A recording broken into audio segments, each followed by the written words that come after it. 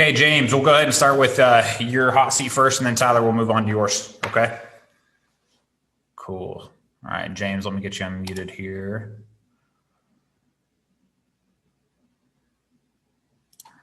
Is it asking you to unmute on your side?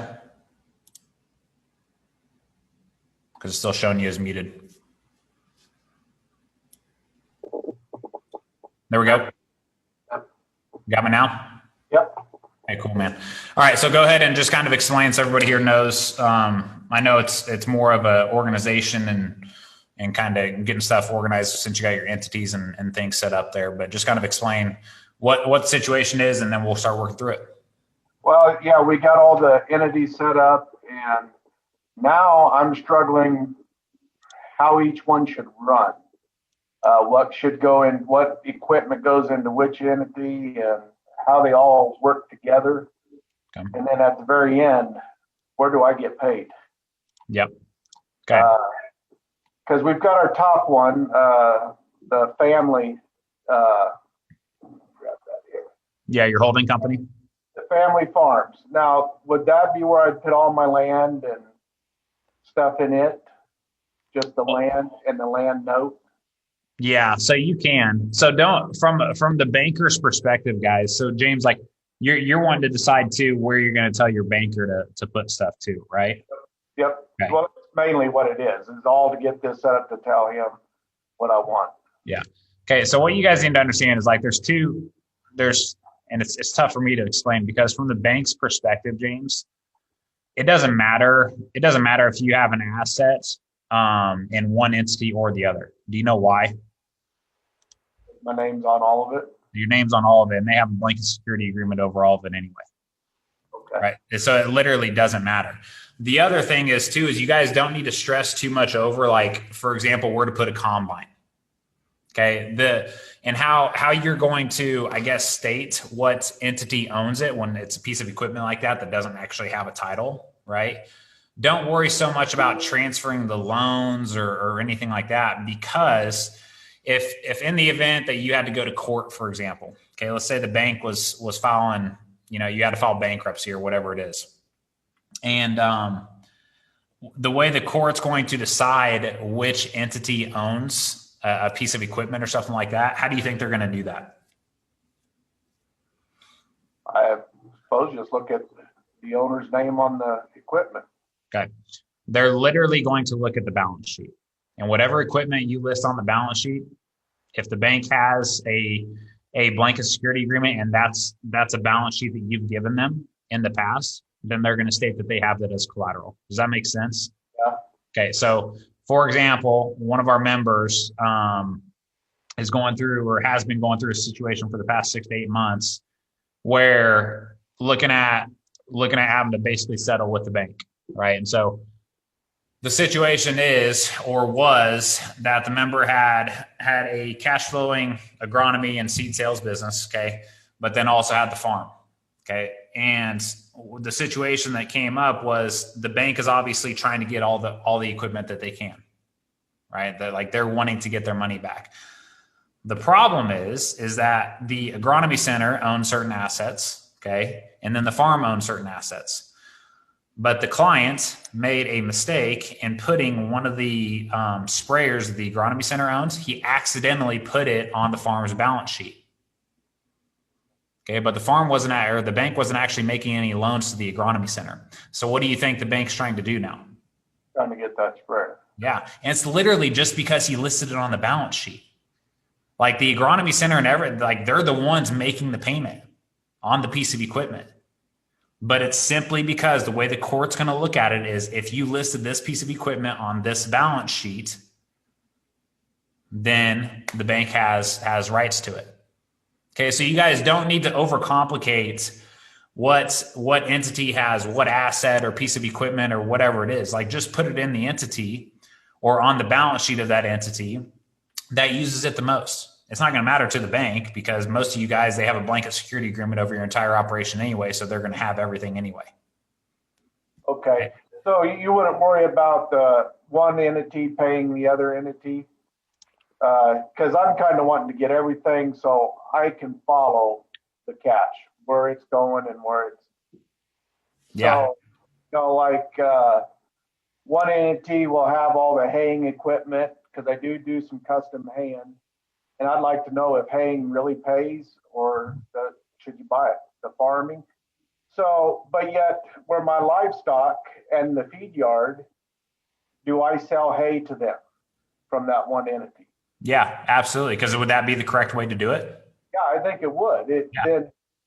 Then when they're buying hay, well, they see what they're buying hay at, and then it breaks it down all into exactly where every dollar is going and losing at. So, Yep.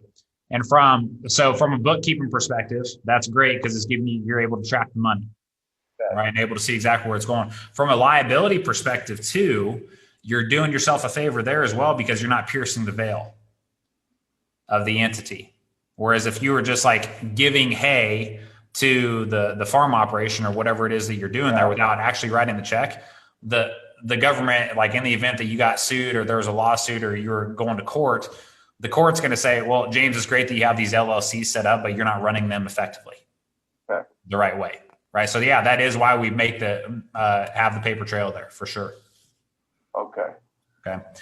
So before we got on the call here, I put together another training, guys, to hopefully try to simplify a bunch of this stuff. Okay, so James, let's say for example here, and these are all just example numbers. Okay.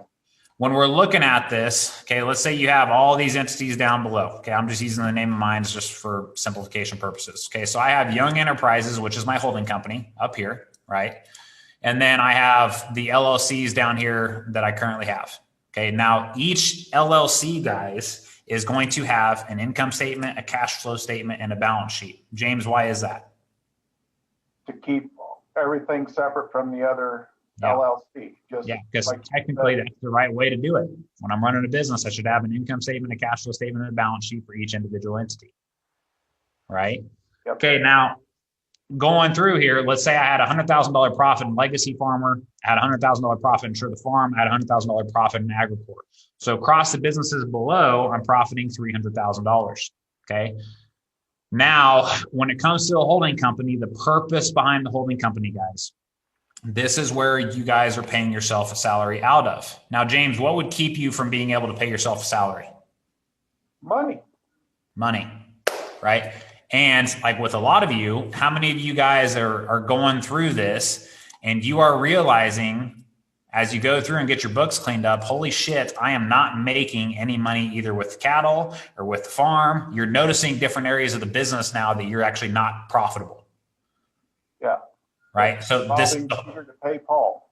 Yeah. Like this is the whole point, guys. Yes, it may seem frustrating, but it's to get things cleaned up. And if you have an entity or part of your operation that's not making money, okay, great. We got to look at changing some shit really quickly or cutting it all together. Okay. So if all these entities are profitable down here, James, then I should be able to pay myself a salary. Right. But instead of going through the paperwork of having to pay myself a salary out of each one of these, because when you go through and you run actual legit payroll, there's paperwork that has to be done. There's monthly reporting that has to be done. I don't want to do that for 3 separate entities down here. You know what I mean? Yeah. Right. So I'll do it for one, and that's just up here at the holding company level. So I would pay myself, for example, a salary of $50,000, but this is also where I'm taking all those gray area expenses. Okay, so when you guys are looking at this and you're taking your wife out to dinner, you're going on a family vacation or whatever it is, I still want to write those off. But James, would it be wise for me to write those off inside a Legacy Farmer? No, because the way I understand, you don't have to pay near the taxes down there, right? Well, no, just look at from a simplification, a more simple point of view. I want clean books. Yeah. Right. If I'm taking personal expenses down there, it's going to muddy up the waters for the books. But then think about it from a liability perspective too. Let's say I had to go to court and the government sees me taking personal expenses inside a Legacy Farmer, and Legacy Farmer is the company that's getting sued. Does that give them the ability to pierce the veil on that entity then? Yes. Yeah, absolutely. Personal down there. Yeah. So again, this is why we have the separation. Okay. So when it comes to the income for the holding company, should the holding company technically have any profitable income? Yeah, they should, shouldn't they? What income is it generating? because it's not Oh, that's technically an right. active business. There is no income coming up there, is there? No. So literally my income statement for my holding company is literally just going to show a loss, because all I'm doing is paying myself a salary out of there. So I have expenses for a salary, and I'm taking all the gray area expenses, filling up vehicles, family vacations, dinners with my wife, whatever that is. Okay. So I'm always going to be showing a loss at this level. Make sense? Yeah. Okay. I So was just kind of thinking the land had to be up there, but I guess nothing has to be up there of value, right? yeah, and the land, if you were getting, let's say you were renting it out, well, yeah, then I would put the land down here somewhere here, right? But whereas like you own the land, okay, it doesn't really matter where you put it at, James. It really doesn't. Okay. Okay. Make sense there? Yep. And it doesn't matter on the notes either. Where you put the land, that's where the note should go. Yeah. And guys, like be careful on, for like the only thing that I would want each of you guys to do, because some of you guys just have big ass operating line of credits that cover multiple different businesses. And now when we start breaking things down and you guys start going through and you have individual cash flow projections for each entity, well, it's going to be cleaner for you guys. James, is it going to be better to have one big ass operating line and you're advancing it to each account and paying it back? Or is it going to be better to have individual operating lines for each individual business? To me, it would be for each individual business. I mean, it would. Yeah. And it'd be better for the bank too. Because you're going to, from a collateral position, it doesn't matter two shits to them. If we have $1 million operating line, it doesn't matter if we break it up into two notes of 500,000 or $1 million. Their collateral position is the same. Okay. They're still secured. All right. Well, that makes sense a little more now. So. Okay. So now when all this stuff down here, guys, these are all pass-through entities. Okay. Which means the income is going to flow where, James? The income is going to flow from the entities down below up to the holding. Okay. So, but even the holding company is an LLC. So it's technically a pass-through entity. So where's the last step in the line that all this income is going to pass on to? No clue. Me. Right? Personal tax return. Oh, yeah. Okay. So on my personal tax return now, what type of income should I be showing? At the end of the line, what is all the income I should be showing on my personal tax return? Whatever you made. Okay. You don't want to. So like in this example here, right, I'm paying myself a salary of $50,000, right, out of the holding company. So on my personal tax return, I'm going to show income of $50,000, right? Yep. Okay. And then what other income am I going to have? I wouldn't know. Okay. Well, we have all this profit down here, right? Yeah.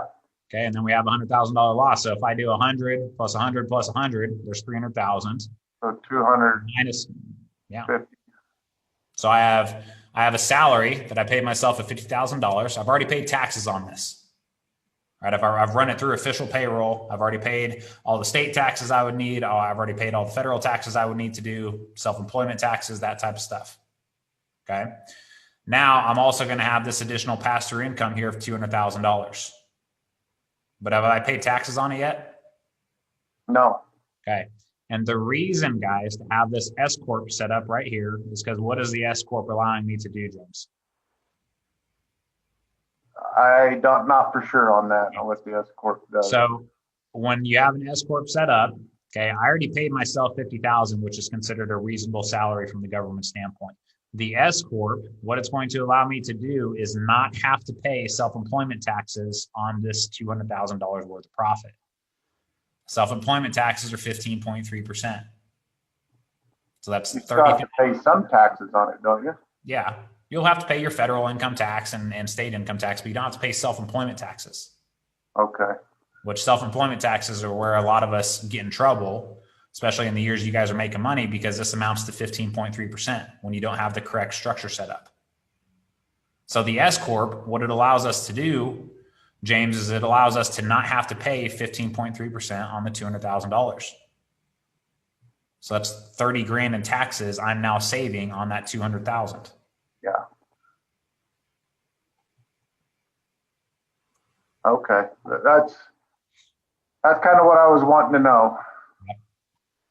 So, and now, well, I was happy that you actually asked the question and then you filled out your hot seat, because then it made me think smart. I was like, okay, I'm going to put together a training now, since we're in the middle of tax season, and actually go through this and explain how the money's going to flow. Because at the end of the line here, everything's going to flow to us personally.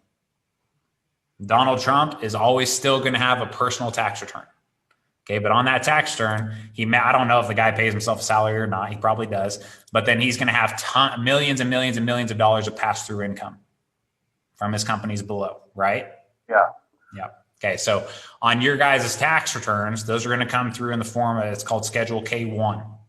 Okay, K1 is investment return or investment income, partnership income, that type of stuff. That's how it's going to show up on your personal tax return. Okay. So then do you have just a personal checking account that you take that money from that your holding company into? Yep. Me and my wife have a shared personal checking account. Okay. All right. Yep. All right. Well, then that's making more sense to me. I was thinking everything personal was done out of the holding. Nope. Just All the gray area expenses. Like some of you guys, if you're paying for groceries and stuff, and trying to write that stuff off every year, some of you I know do that. Just tread carefully. Just tread carefully with that one. That's all I'll say. Okay, so that's the reason of having this all set up too, is just we're not hiding anything. We're not trying to, we're literally just using the structure that the government presents us with. And this, James, when I can, at the end of the year, when I can go through and say, okay, I had $100,000 loss here, legacy farmer, $100,000 profit, $100,000 profit, $100,000 profit. It's super simple for me to see, okay, where am I making money?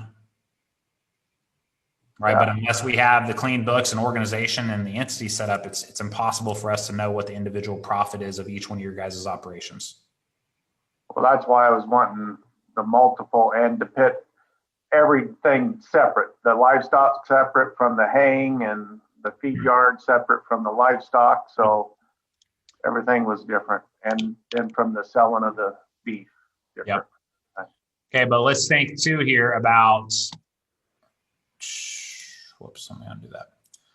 Okay, let's think too here about the bank as far as collateral goes. Okay, when you think about what they're having you guys do, where does their control start, James, with you? On what you said on the balance sheet. Okay. So, yeah, but when you're signing your notes, though, what are you signing as? Where am I what? When you're signing your notes, okay, let's say they put together all these notes down here. Let's say you wanted 3 separate operating lines for each individual business, because they are separate businesses. Yep. Okay? So it makes sense to have a separate operating line. When you go and you sign those official documents at the bank, what do they have you sign as? As an owner, right? Okay. So you're getting a loan through the LLC, which is the correct way to do it. Okay. But they're going to have you sign as owner of the LLC. And then they're also going to have you sign as what?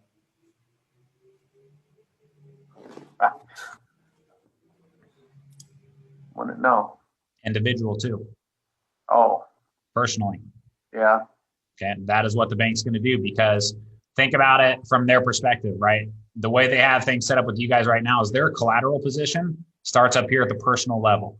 That's why they have you guys sign all your notes from an individual level. Versus, let's say you just wanted to get a loan from this entity right here. That's the only entity you wanted a loan for. Well, you're going to go to them and say, well, guys, yeah, I just need to get a loan for Agricor Consultants is what I call that company. And they're going to come back and they're going to say, hey, this is great, but we can't just count on the assets that you have on the balance sheet for Agricor, right? We want more. So then what are they going to come back and say? If they want more assets, you mean? Yeah. If they want more assets to secure their loan that they're making you, what are they going to ask for?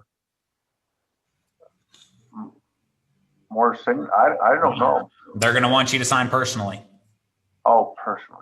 Because then once they sign personally, what do they get access to? All Everything. my, Everything. okay.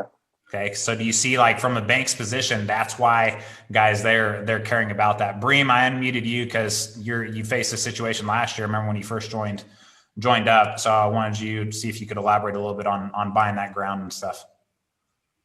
Yeah, well, I mean, I'm in a little bit of a different position because I don't borrow money from the bank. But, you know, when I looked at doing it, that was what stopped me, was the fact that they wanted me to personally sign for a corporate loan. And, you know, I just don't see, so I figured it out another way. But my wife would have killed me if I would have done that, because, you know, the way I look at it is that's putting my personal assets at risk for the whole reason that we have an entity set up is to avoid that kind of thing. Yep. And so, but the thing is, why it pissed Bream off, and I completely get it and completely agree with it, is because your LLC, your corporation, was showing profits, had profitable cash flow, could easily make the payment, had all the assets there to secure it, yet the bank still wanted you to put your personal assets on the line.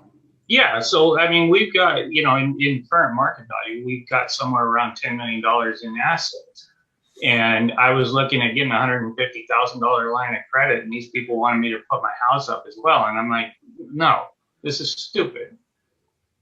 Yep. So, James, that's what I wanted to make sure was clear with all of you guys. Okay. It'd be great for all of you to get to the point to where your individual entities you're showing profits on their own. Their income statement, their balance sheet, it's showing a great position, because then at that point, what need does the bank have for you to sign personally on there? If the assets from the entity are going to cover the loan, why should you have to sign personally? You shouldn't. You shouldn't. Right now, but the reality is a majority of you, with the bad years in farm in the past 7 years, have not been able to show profits. Right? So this is why the bank is stepping in, and this is why they're saying, hey, like, we're going to do the loan for you, but you're signing as the owner or member of the LLC, but you're also signing individually too. That gives us the ability to go after your personal assets in the event that you can't pay this off. Okay, but guys, it's a two-edged sword, because a lot of you do not want to show profits at the end of the year on your tax returns. Why is that, James? So you don't have to pay that self-employed. Yeah, you have to pay taxes. Okay. Well, it's a two-edged sword, because when you go into the bank and your LLC or your tax return is showing, hey, we lost $100,000 last year. I get that, and the bank knows this too. Reality-wise, you may not have lost $100,000 because you just carried over $200,000 worth of grain or something, right?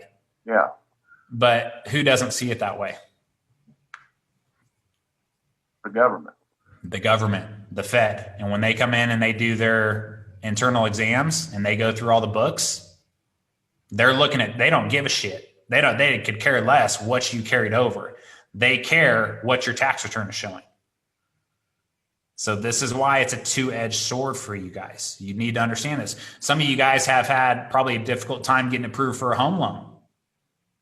Like we had guys back in, again, 2013, 2014, making $1 million. The guys literally, we couldn't get them approved for a home loan.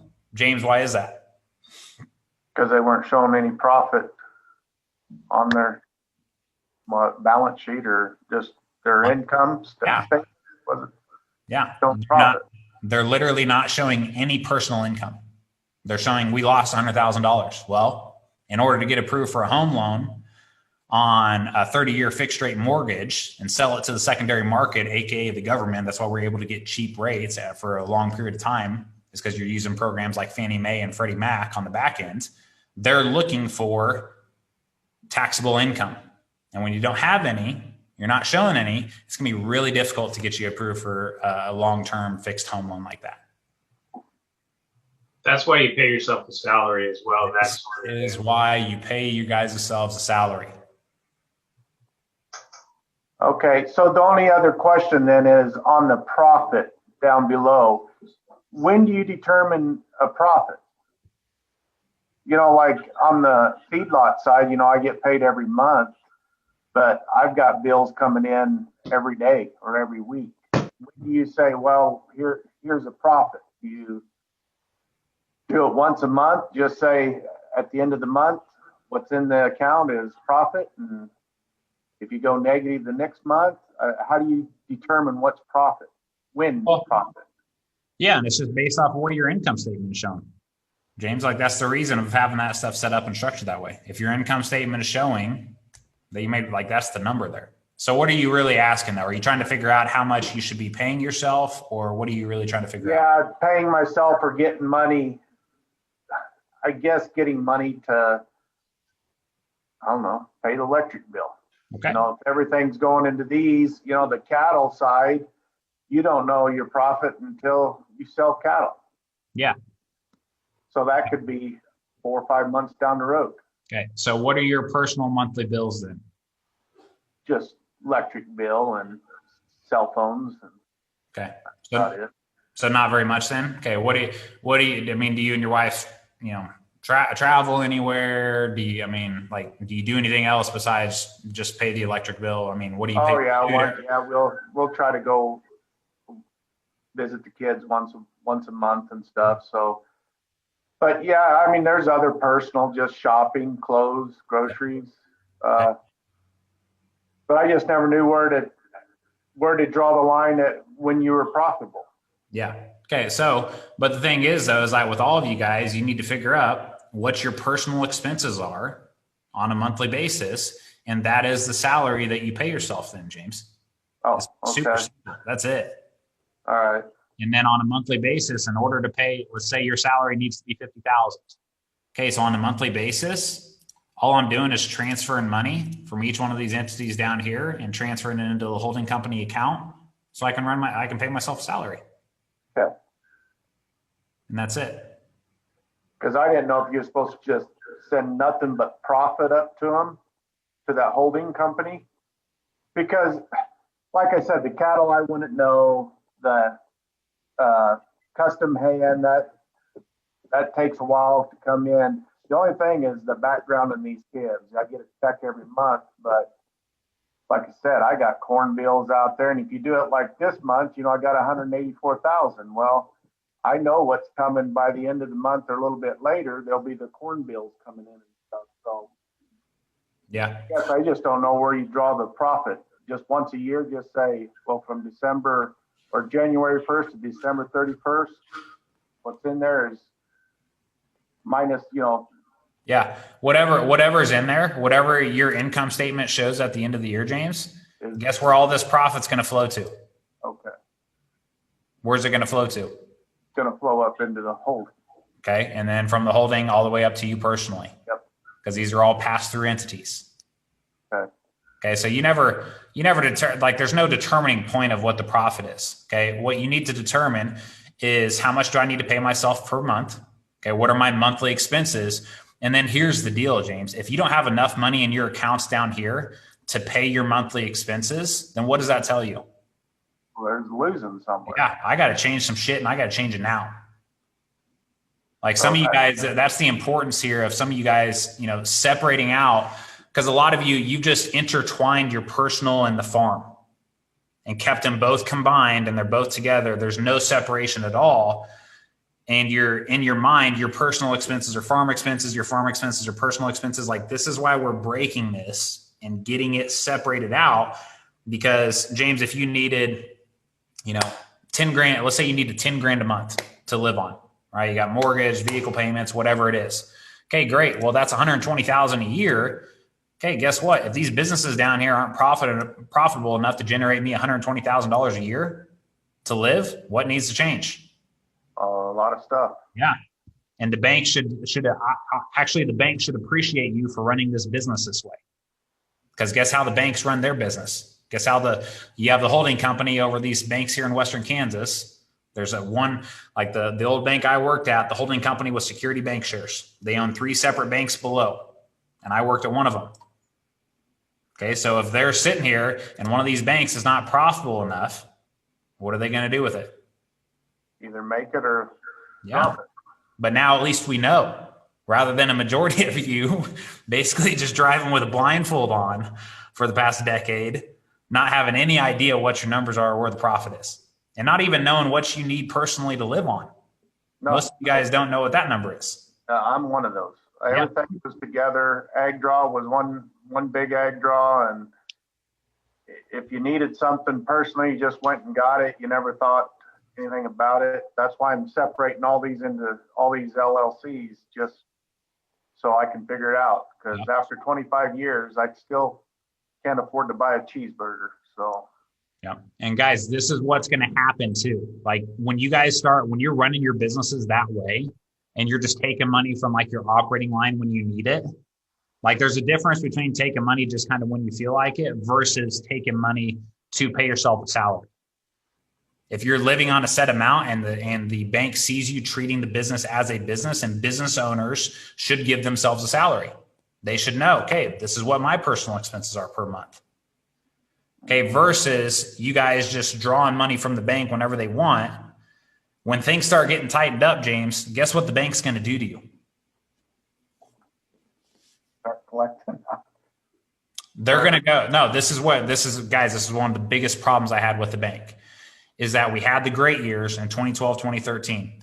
What do you think the personal income was for a lot of people during that time?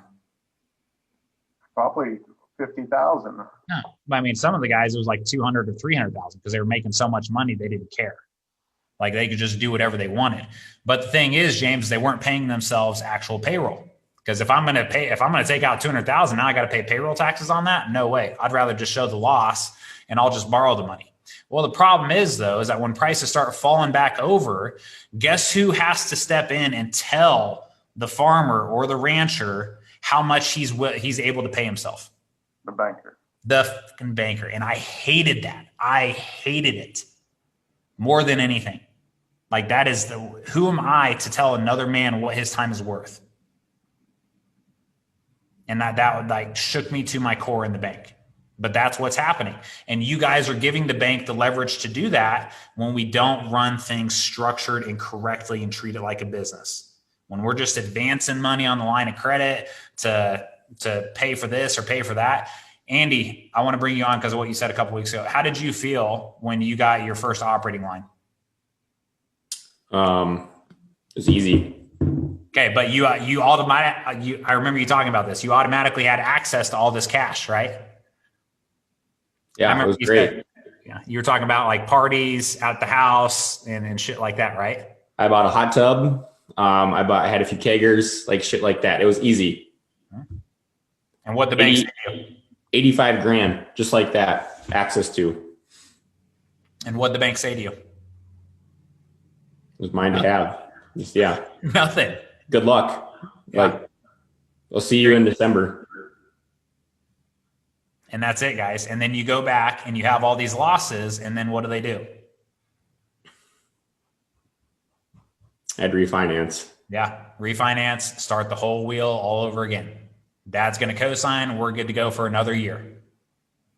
Instead of actually knowing what the freaking numbers are and keeping shit organized and structured and knowing what your salary should be per year and treating and running it like a business. Guys, this is literally the separation between profitable farmers and farmers that are losing their ass. Because they have no idea where they're at. Personal expenses wouldn't even have a clue. Okay, and when you guys are not running it that way, that's what I'm talking about with Andy. There was going to be a point in time with Andy probably, if your dad said, no, Andy, I'm not going to co-sign on your notes this year, guess what the bank is going to step in and tell you that?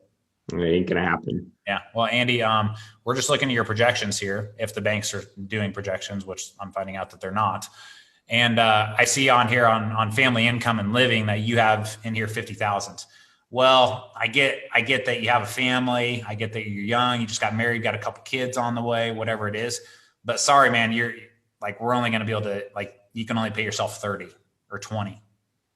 Like, that's the conversation that starts happening, guys. Like, that's where my heart just sunk, having to sit in that freaking chair and try to do that to grown men. Did not want anything to do with it. Okay, James, is that helpful? Yeah, it is. It is. That's kind of what I wanted to know. So, okay. And again, if the bank sees you running payroll, doing stuff the correct way, man, it's going to be a lot easier to get, a home loan. It's going to be a lot easier just to to prove to them, because guys, the bank is not a business partner, right? I tell you guys, they're investors, right? They're not going to sit there and hold your hand and tell you what you should and shouldn't be doing. They're looking for a return on their investment. And if you're sitting there and you're running the business the correct way, right? Let's think about like FBN, for example. Was a couple months ago, they got their like schedule, I don't know, like F funding round of like $200 million. If the investors there see the CEO of FBN take that money and he goes and buys a yacht with it, what are they going to say? They're going to be pissed. Say, you jackass, like our deal is done. Okay. And the problem is that the banks aren't doing that with you guys. It's just like advance what you need, do whatever you need to do. Well, that's why you give them a lot more power than what they're due. Jason, I have a quick question. In your example, if you're S corp, if you're passing through 200,000, are you just writing yourself a distribution check for that 200 at the end of the year and just paying the taxes? Is that? No, because it's all showing up for me personally anyways, right? With it being a pass-through entity, it has to be distributed. So it doesn't matter if I cut myself a check or at the end of the year, like it's automatically, it has to be distributed. All the profits have to out of that. Yeah, I understand. I'm just asking if you're doing that just once at the end of the year. I do it quarterly. Okay. And sometimes that comes back to bite me in the ass. Yeah. So what I'll do is like once a month, James, like, so last year I did it quarterly, Eric, just like you. So on a quarterly basis, I looked at what the checking account balances were for the businesses below. And I keep an amount in there, guys, that I know is going to run the business for like 3 to 6 months. That's basically anything else over that I pull out. And it has nothing to do with pulling out for tax reasons or anything like that. It has to do with taking money off the table to pay myself. That's another reason for that too, that I'll do that. Okay. Because at the end of the year, essentially, to answer your question, Eric, it's at the end of the year. Okay. When I do, because it's all flowing up to me personally anyways. But right. I mean, I'm in that same boat. It's just like I just got the numbers back from my accountant on our 20 tax returns, and I was a little frustrated that we showed as much profit as we did, and the cash isn't necessarily, or it wouldn't have been there in December, I guess is the way to put it. Yeah. James, did you have another question?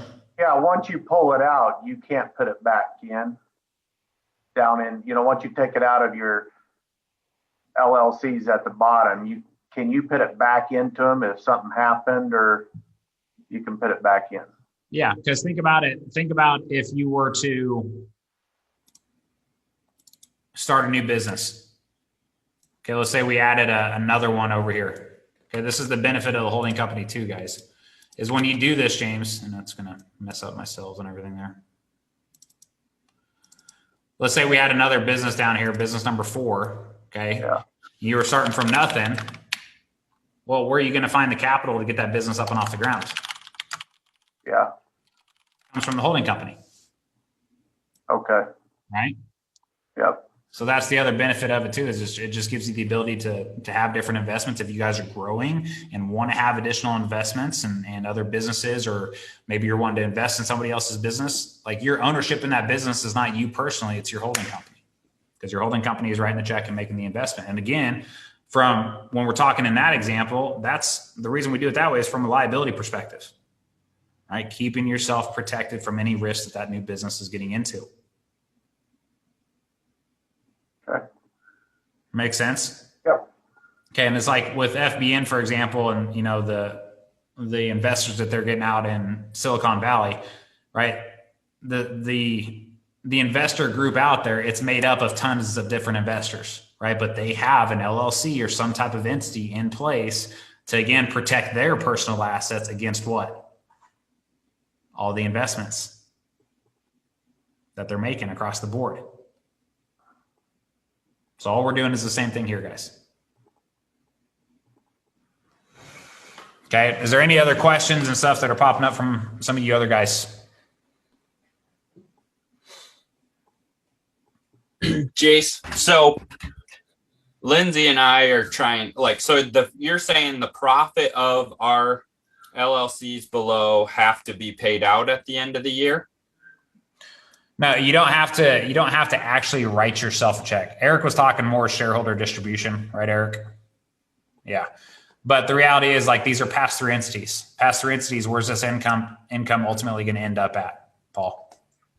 Okay, so like our thought is at the end of this year, it's like we want to have profit for working capital in every entity to not have to use a line of credit the following year. So we can, whatever the profits are, we still pay those taxes at the end of the year, but we could leave them in the LLCs at the bottom. The money. Exactly. Yep. Exactly. Okay.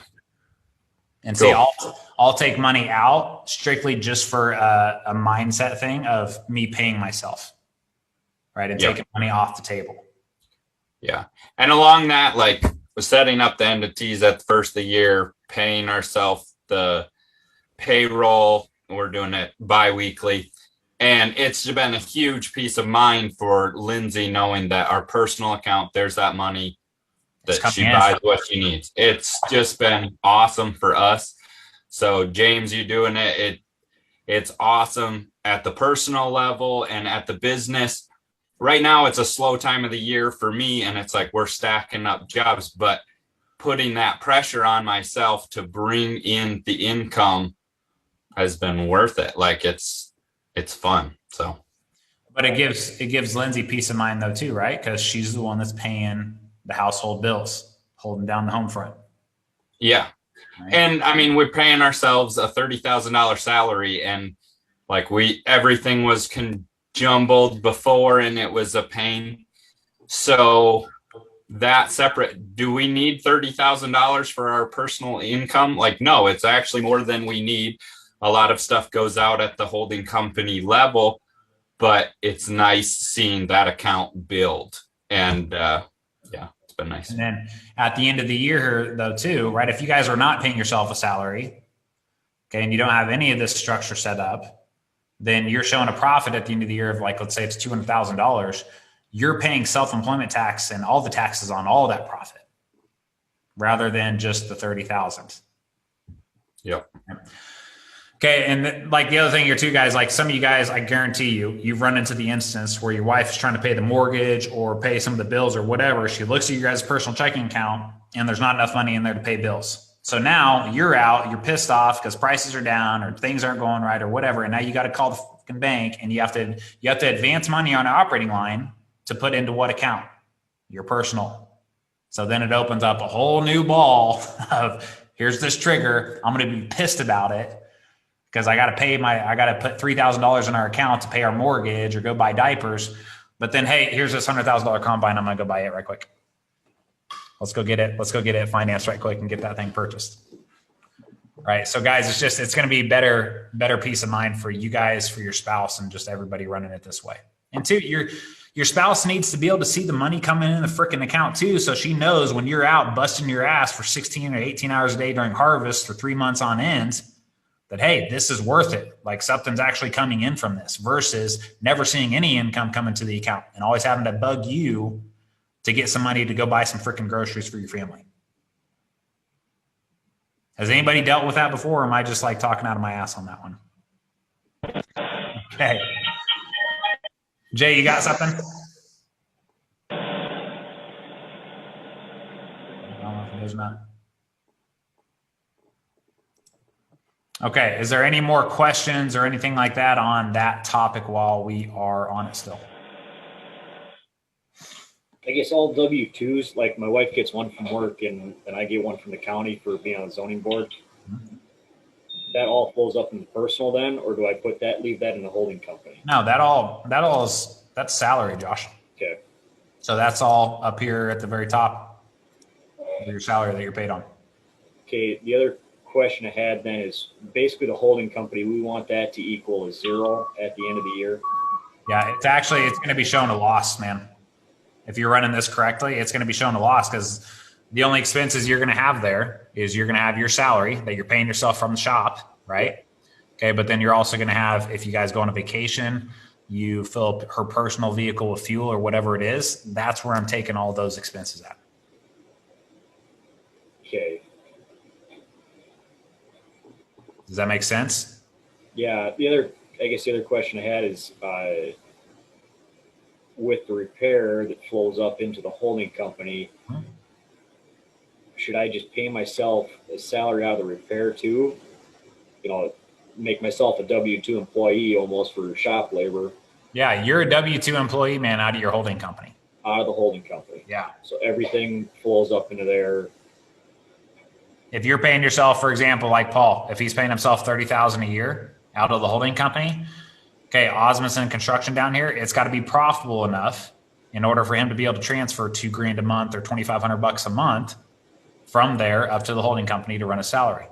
Okay. Right. Same with you in the shop.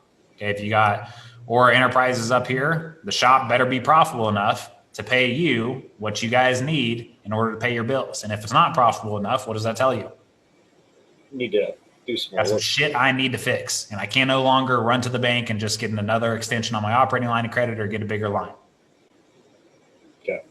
I cannot go backwards now. Right. Like, and this is the other thing too, like with this stuff, guys, when you're running it the right way, you know whether or not you're moving forward. Because if you don't have enough money in the account to pay yourself for your salary to live on for your family, the bare minimum needs that you guys have, then I got to fix some shit. Okay. But again, the past 10 years, the way the bank's been running things and everything, you're just able to advance money in your operating line. They don't ask what it's for. And a majority of guys, they're so conditioned to this way of living that if the bank said, no, hey, Josh, that's a personal expense. So yeah, dude, you need to figure that out because I'm not advancing money in your operating line. But he's been able to do it for 10 years. How pissed off you think that guy's going to be? Yeah. Yeah. The other question I have is all my land is going to be, eventually it'll all be in the holding company. Okay. Because I can't transfer it now because the way the contract for deeds are written, I'd have to get prior approval from them. I only got 1 year left on ground anyway, and the other guy got 3 years left until I can actually do some of that. But that income, so like I'm renting the pasture out to somebody else, and then the farm ground will be technically rented to Hora Farms. Do I write that check to the land and cattle, or do I write that directly to me? For the rent on the ground? Yes. Yeah. Okay. So, but the ground isn't in an entity yet, right? Right. It's still. Yeah. So you're going to be right. You're going to be writing it to yourself personally then until it's officially transferred in there. Okay. Because I'm paying for it out of the land and cattle, the holding company, but. Yeah. And that's fine. Okay. Yeah. There's not going to be any issues there. All right. So as long as you're just making sure you have the paper trail there. Okay. Like you did. Okay. Go ahead, Tony. So we paid our bills this morning, and we paid some out of our holding company, our gray area bills, and we had to transfer some money up from the active business. But we had to draw from our line of credit. Do we draw it to our active business and then transfer it up to don't go directly to the holding? Correct. Because then when you do that, you're kind of screwing up the system there. And guys, it's fine if you have to advance on your operating line to pay your salary, your legit salary, and it's not just like, hey, we're just calling the bank and advancing $4,000 this month, $10,000 the next month, just whatever you need, and you're treating it like a legit business. Let's say it's $2,500 a month. That's fine because you're doing it the right way. And honestly, your $2,500 a month there, Tony, should be showing up on your projections too. So it should line up directly. Hey, this is what we're projecting. This is what we need as far as income to cover all personal bills. This is exactly what's showing on our projections. And overall, our farm is looking like we should have plenty of money to cover those projections. So as long as you guys have the game plan in place, you should never have any pushback from the bank. And again here, too, you guys got to tread carefully with your bankers because is your banker going to understand how to run payroll, Tony? No, they're W-2 employees. So just tread carefully there and make sure you're talking to somebody that understands what you're doing here. Thank you. Cool? Yep. All right. Any other questions on that topic? I got a comment. Go ahead. So we're blessed to, first off, I draw a salary from the corporation, but my wife and I's business, I love these calls because a lot of times you guys let me know how good of an accountant I have, because he warned me a couple of years ago about the IRS coming after us that wouldn't pay ourselves every year a salary. And so what we've been able to do is actually invest that salary into a simple IRA, and that's now become our retirement moving forward. So something for guys to look forward to, that you don't really have a choice but to pay yourself. Sometimes it's hard at the end of the year seeing that number, but to know that I'm putting it into something useful for the future, it's good. Yep, for sure. Well, and some of you guys too, when you do, like, guys, when you're going through and you're going through the program and we're pushing you guys to get everything broken out and separated and stuff like that, some of you guys are gonna be triggered. Reason is because for the first time, you're actually going to expose which businesses are not making you money. And it's like, okay, well, you're welcome. Instead of just continuing to do what you've done for 5 or 10 years and lose your ass. And then one day the bank rolls up and says, hey, you can't go anymore. And you're wondering, well, how did this happen? Like, the whole point behind this. I get some of it, it's probably frustrating for some of you guys, but this is just the reason why. I will be the pain in your ass to get this stuff set up, because I know long-term what it's going to benefit you guys. So, okay.